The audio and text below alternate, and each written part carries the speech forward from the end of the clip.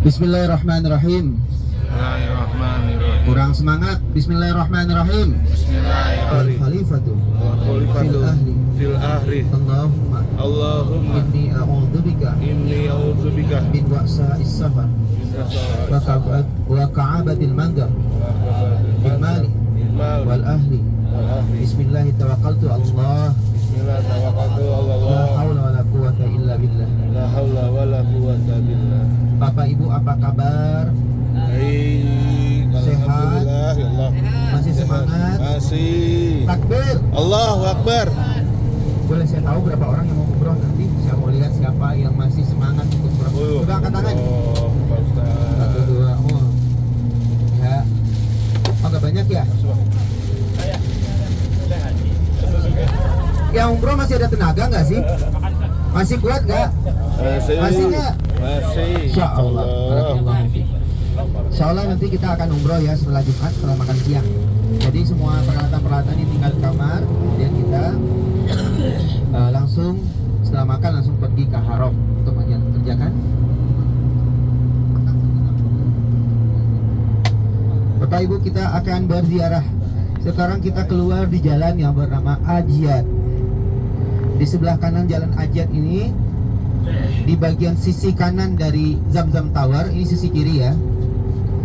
Zamzam Tower itu sebelah kanan itu namanya Syarif Hijrah atau jalannya hijrah. Jadi Rasulullah dulu ketika ingin pergi ke Madinah, maka jalannya itu kan sembunyi-sembunyi ya. Ada di rumah ini dan seolah-olah saya tidur tempat tidur engkau dan seolah-olah engkau masih tidur di sini. Dan ketika mereka melihat yang tidur aku, mereka tidak akan melakukan apapun karena Ali anaknya Abu Thalib yang merupakan pimpinan dari orang Quraisy dari Bani Hashim. Sadari. Ketika mereka bangun, maka mereka saling salah menyalahkan. Kamu tidur ya? Kamu tidur ya? Enggak, kamu yang tidur. Saya lihat kamu yang tidur, kamu yang tidur. Akhirnya mereka salah-salahan. Saling melemparkan bola dan saling menyalahkan. Akhirnya mereka masuk dan ketika melihat di tempat tidurnya Nabi Muhammad masih ada orang, mereka berkata, ternyata Muhammad tidur masih di dalam. Nabi dan mengangkat selimut Nabi bagian wajahnya dan dirasakan bagaimana mujahadah susahnya Rasulullah dan susahnya Siti Khadijah mengantarkan makan Nabi selama 3 hari berturut-turut mengasihkan ibu di sana. Kembali ke cerita Jabal Tur, Rasulullah sampai ke puncak yang mana Nabi berdua Abu Bakar berhenti di sana dan mencari tempat untuk sembunyi. Ternyata ada gua kecil. Di sanalah kisah yang sangat dramatik terjadi ketika Abu Bakar menyobek bajunya untuk menutup semua lubang-lubang di tanah, takut kalau seandainya ada binatang yang melata yang akan menggigit Nabi. Dan di sana Rasulullah SAW tertidur. Kepala Nabi berada di atas paha Abu Bakar karena kecapean. Dan Abu Bakar berjaga-jaga. Dan ketika Abu Bakar menyobek kainnya untuk menutup lubang-lubang tempat keluarnya binatang berbisa, ketika kain yang disobek sudah tidak ada lagi, sedangkan satu lubang masih ada, maka Abu Bakar menutup lubang tersebut dengan jempol kakinya. Dan ternyata memang Allah berikan ujian di lubang yang ditutup oleh jempol kakinya Abu Bakar itu, ternyata ada ular yang akan keluar. Dan ketika itu ular hendak keluar melihat benda yang menutup jalannya, maka langsung digigit. Dan Abu Bakar kesakitan yang luar biasa, sangat sakit. Tapi Abu Bakar tidak ingin mengganggu tidurnya Rasulullah. Kemudian Abu Bakar tetap menahan sakit. Karena begitu sakit, akhirnya air mata Abu Bakar jatuh keluar dan jatuh mengenai sur sebelah kanan yang paling tinggi. Tuh, Jabal Sur sebelah kanan yang paling tinggi. Sebelah kanan posisi arah ke belakang tuh yang paling tinggi, itu namanya Jabal Sur. Bayangkan Rasulullah itu memanjat. Ini dulunya yang tanah yang tempat kita lewat ini lembah dulunya. Begitu tingginya Rasulullah. Dan itu kan dilihat ada bukit yang dipotong-potong ya. Itu bukit yang dipotong-potong dibom dulu, kemudian setelah itu dibangun perumahan di bawahnya. Itu yang paling tinggi adalah Jabal Sur. Bayangkan Rasulullah, ya lanjut Pak. Rasulullah SAW itu mendaki ke bukit sana. Gak kebayang gimana kehidupan Nabi dulunya gitu. untuk pergi hijrah ke Madinah yang hanya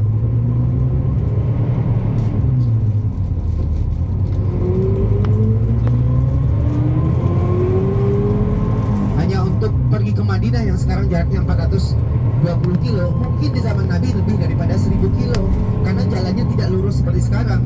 Nabi itu mengisi di kotakan itu batasnya.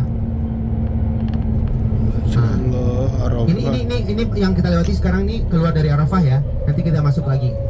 Nah, ini masih di luar Arafah. Kita masuk lagi karena itu batasnya. Bapak Ibu lihat ya sebelah kanan garis pamflet atau baliho yang kuning-kuning itu Arafah. Nanti kita lanjutkan ceritanya ya. Kita sekarang ini di sini kalau wukuf di sini nggak bakal dapat haji. Ini tempat parkir ya, karena ini belum masuk Arafah. Arafah ini masuk di sini. Arafah. Nih, kita masuk Arafah, baru masuk. Jadi haji kita harus di dalam ini. 9 Zulhijjah wukufnya sini. Kalau enggak, maka tidak sah hajinya. Bapak Ibu di Arafah ini ya, kita belum jelas apakah itu benar, hanya Allahu a'lam. Nabi Adam dan Siti Hawa itu ketemu di sini. Nabi Adam ketika diturunkan dari surga, maka diturunkan di India. Tepatnya itu di Sri Lanka sekarang. Sekarang udah pecah ya jadi negara Sri Lanka. Ada di sana namanya telapak kaki Nabi Adam. Memang ada sampai sekarang baru dibuka karena itu akan dipakai untuk hajian tahun depan.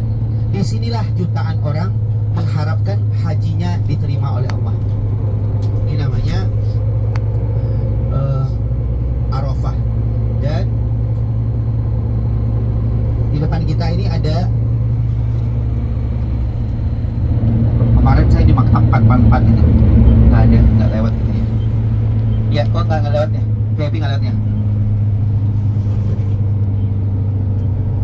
Pas di bawah ya. Di depan ini Bapak Ibu masih lihat kan ini maktab juga ini.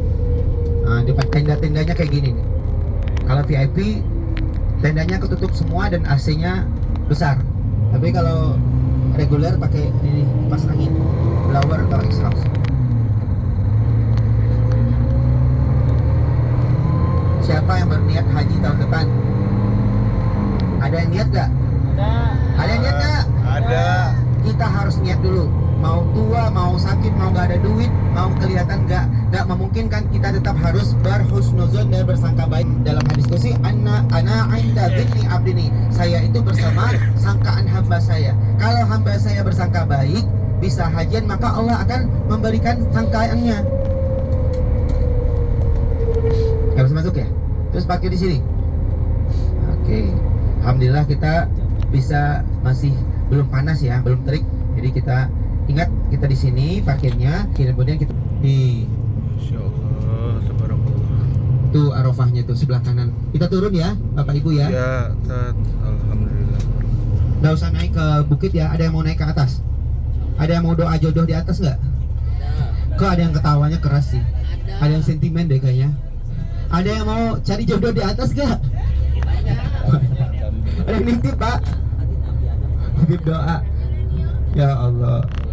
Udah. Kalau gitu kita berfoto dulu. Kemudian silakan saya kasih waktu hanya sekitar 15 menit.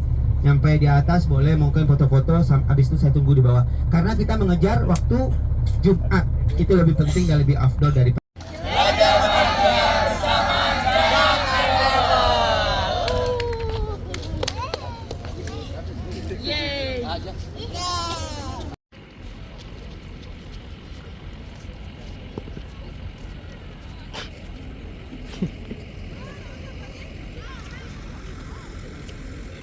Cakep gayamu, bro.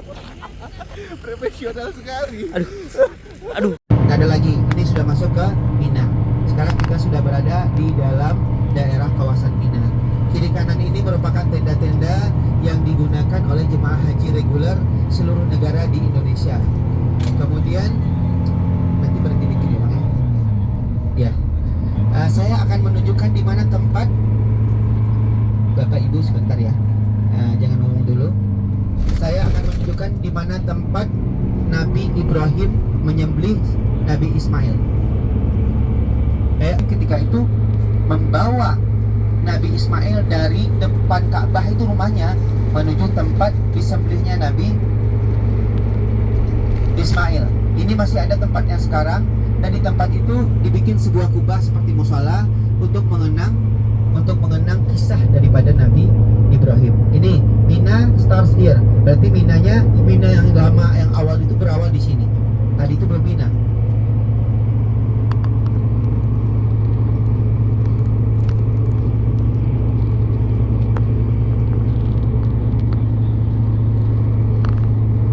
Itu sebelah kiri yang di atas bukit itu istananya raja juga. Tamu-tamu raja yang pergi berhaji kayak Pak Anies Baswedan kemarin itu dibawa ke sana.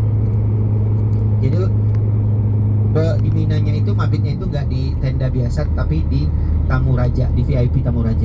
Musola ya, sebelah kiri lihat nggak? Iya, lihat. Itu tempat Nabi Ibrahim menyembelih Nabi Ismail. Ketika Allah perintahkan untuk mengorbankan orang yang dicintainya, Nabi Ibrahim diperintahkan untuk menyembelih anaknya sendiri untuk membuktikan cinta kepada Allah. Baik, sebelah kiri ya. Kenapa Allah memerintahkan Nabi Ibrahim untuk menyembelih Nabi Ismail ketika itu? Untuk menguji imannya. Dia baru dapat anak, 90 tahun nikah baru dapat anak. Kemudian ketika Siti Hajar hamil, maka anak tambah besar. Namun Allah perintahkan untuk dakwah ke arah Palestina, ke arah Palestina. Sedangkan Siti Hajar ditinggalkan di Ka'bah. 1, 2, 3 itu adalah eskalator untuk menuju lantai atas. Lantai 1, lantai 2, lantai 3, lantai 4, lantai 4 lantai. Lantai dasar 1, 2, 3, 1, 2, 3, 4 lantai ya. Dan itu di sini Bapak Ibu, itu yang merah ini di depan ini, itu apartemen, itu yang VVIP. VVIP mahal banget.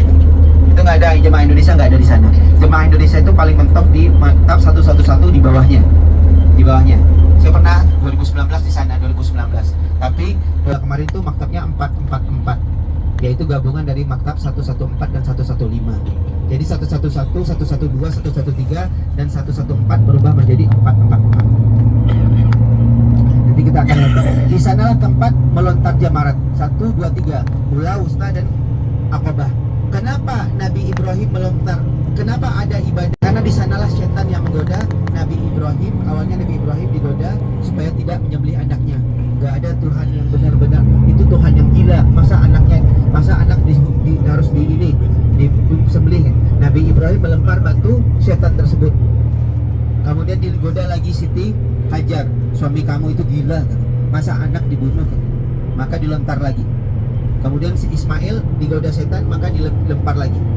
Kenapa disebut dilontar? Tubuhnya dan orang yang jalan ke atas itu.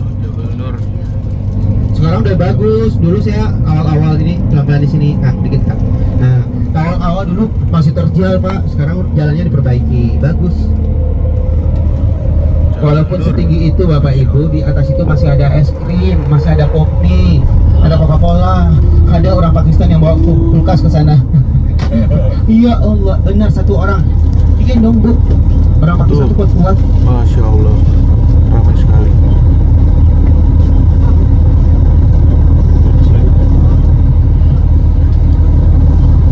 Ramai banget. Sampai atas tuh orang. Masya Allah. Sampai atas sana loh dia. Alhamdulillah Bapak Ibu yang dirahmati Allah SWT. Di sini kita dihadapkan langsung dengan Jabal Nur. Kenapa dikatakan Jabal Nur? Jabal artinya apa? Bu Haji, Jabal artinya apa? Jabal artinya bukit. Nur itu artinya cahaya. Kenapa dikatakan Jabal Nur? Karena dari gunung inilah sejarah Islam pertama dimulai.